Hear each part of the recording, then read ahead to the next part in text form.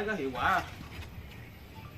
Anh quay dùm em vô cái này, đây cái bùn là nó dọn lỗ dọn nước như này nha, chứ còn nó cứng quá nó đẹp quá là sẽ không hút được.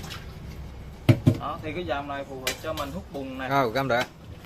Hút bùn này, hút bioga này, hút bể phốt, xi phong mắm tôm là nó hút được hết nha. Rồi test lại một lần nữa này.